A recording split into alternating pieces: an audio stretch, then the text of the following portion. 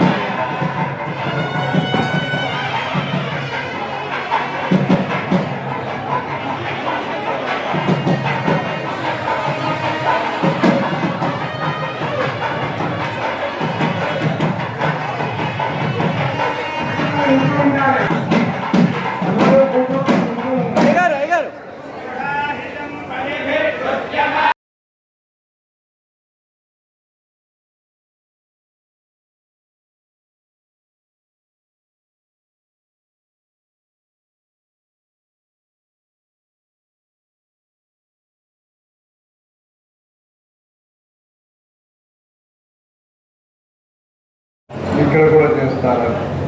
అలాంటి కళ్యాణోత్సవం ప్రతి ఇంట్లో కూడా అలాంటి మంచి జరగాలని కోరుకుంటున్న ఈ ధర్మము, అనాది ధర్మము, అపౌరుషైన వేదాలే దీనికి మార్గదర్శకంగా ఉంటుంది. అందుకని మన హిందువులందరూ కూడా వేద మార్గాన్ని అనుసరణ చేస్తున్న వాళ్ళు, దాన్ని పరిపాలన చేస్తున్న వాళ్ళు మన హిందువులందరూ కూడా వేద మార్గాన్ని పరిపాలన చేస్తున్నారు. ఆ హిందూ మార్గంలో మాతృదేవో భవ, పితృదేవో భవ, ఆచార్య దేవో భవ, అతిథి దేవో భవ అని చెప్పినారు. తల్లిదండ్రుల్ని గౌరవించండి అని చెప్పారు. 18 వయసు అయిపోయింది, ఇంకా ఆస్తి కానీ నాకే కావాలి, లేదు అధికారం నాకే కావాలి, 21 వయసు అయింది, నేను చెప్పేది ఇంకా ఇంట్లో జరగాలి నా ప్రకారం అనేదంతా ఆలోచన అనేది ఏదో కొంత ఇతనికి విద్య వచ్చు, సొంత కాలంలో నిలబడి పని చేయగలుగుతాడనేది అర్థం. కానీ తల్లిదండ్రులు ఏ వయసు అయినా తల్లిదండ్రులే. అందుకని అందరూ కూడా, యువత అందరూ కూడా తల్లిదండ్రుల్ని సదా సర్వకాలము గౌరవించాలి. అందుకని వారి మాట వినాలి. అలా తల్లిదండ్రుల మాట వినటానికి తల్లిదండ్రులే దైవ సమానము, దైవం అని మనకి మహారాష్ట్ర ప్రదేశంలో చంద్రభాగా నది అక్కడ కుండలీకుడని ఒక భక్తుడు, ఆయన తల్లిదండ్రులకి సేవ చేశారు. సేవ చేసినప్పుడు దానన్నీ కూడా సంతోషించి చూసి భగవంతుడు సంతోషించాడు. మన మాటలు ఏదైతే ఉన్నాయో భగవంతుని ఉపదేశాలే వేదం. ఆ వేదంలో తల్లిదండ్రుల్ని గౌరవించండి అని చెప్పారు. మన మాట విని, శృతి వాక్యం విని ఇలా మంచిగా చేస్తున్నాడు, ఇతనికి అతను కోరుకోకపోయినా, అతను పెద్ద తపస్సు చేయకపోయినా, అంటే విడిగా తపస్సు చేయకపోయినా మనం దర్శనం ఇవ్వాలని భగవంతుడే స్వయంగా వచ్చారు. అంటే ఏ భగవంతుడు దర్శనం కోసము కోరుకుంటున్నారో, భగీరథ ప్రయత్నం చేస్తారో, పార్వతీదేవి తపస్సు చేసిందో, అనేక మహాత్ములు తపస్సు చేశారు, రాక్షసులు అందరూ కూడా తపస్సు చేశారు. తపస్సు చేస్తేనే ఆ భగవద్ దర్శనం దొరుకుతుంది. కొందరు మంచి వరాలను కోరుకున్నారు, కొందరు ఏదో రకమైన వరాలను కోరుకున్నారు. అంటే మంచి వ్యక్తిగా ఉంటే మంచి వరాన్ని కోరుకుంటాడు. కుంభకర్ణుడు ఏం కావాలనుకున్నాడు? దేవతలే ఈ దేశంలో ఉండకూడదు అనుకున్నాడు. దేవతలు ఉండకూడదని అది మనసులో అభిప్రాయం. అది దేవతలకు తెలిసింది.